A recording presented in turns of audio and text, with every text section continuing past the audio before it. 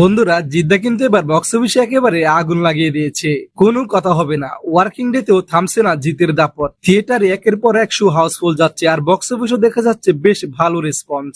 আর সবচেয়ে মজার ব্যাপারটা কি জানেন, একটা সিনেমা যখন এমন জায়গায় পৌঁছে যায় যে তার সবচেয়ে বড় সমালোচকরা শেষ পর্যন্ত প্রশংসা করতে বাধ্য হন, তখন বুঝতে হবে সিনেমাটা দর্শকদের মধ্যে বেশ বড়সড় ভাবে প্রভাব ফেলেছে। ঠিক এমনটাই দেখা গেল এবার। জিতের অন্যতম বড় সমালোচক হিসেবে পরিচিত প্রযোজক রানা সরকার নিজেই ফেসবুকে পোস্ট করে লিখেছেন, কে বিবি কে বিডি ইজ সুপার হিট। অন্য কেউ বলার আগে আমি বলে দিলাম, শুধু বক্স অফিস দিয়ে সব বিচার করা যায় না, জিত ইজ ব্যাক। প্রথম সপ্তাহে সিনেমাটি মুক্তি পেয়েছিল প্রায় 133টি সিনেমা হলে, যেখানে প্রতিদিন চলেছে প্রায় 256টি শো। আর দ্বিতীয় সপ্তাহেও কিন্তু খুব একটা কমেনি এর দাপট, এখনো প্রায় 128টি হলে সিনেমাটি চলছে, আর প্রতিদিন প্রায় 255টি শো থাকছে। বাংলা সিনেমার ক্ষেত্রে দ্বিতীয় সপ্তাহে গিয়ে এতগুলো হল আর এত শো ধরে রাখা নিঃসন্দেহে একটা ভালো বিষয়। এবার আসি সবচেয়ে গুরুত্বপূর্ণ প্রশ্নে, বক্স অফিসে কত টাকা উঠলো।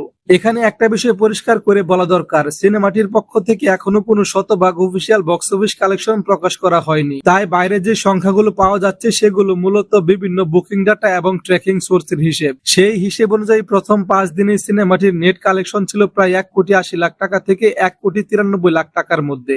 আর প্রথম সপ্তাহ শেষ হওয়ার পর সেই কালেকশন পৌঁছে গেছে আনুমানিক 2,25,00,000 থেকে 2.5 কোটি টাকার কাছাকাছি। এখন যেভাবে সিনেমাটা এগুচ্ছে তাতে খুব শীঘ্রই 3 কোটির ক্লাবে পৌঁছানোর সম্ভাবনা তৈরি হয়েছে। তবে শেষ পর্যন্ত কেউ বলে বিপ্লবী, কেউ বলে ডাকাত, কত দূর যাবে সেটা সময়ই বলবে। আপনাদের কি মনে হয়, জিদ্দার এই সিনেমা শেষ পর্যন্ত কত কোটি টাকা কালেকশন করতে পারবে? কমেন্টে আপনার প্রেডিকশন জানাতে ভুলবেন না।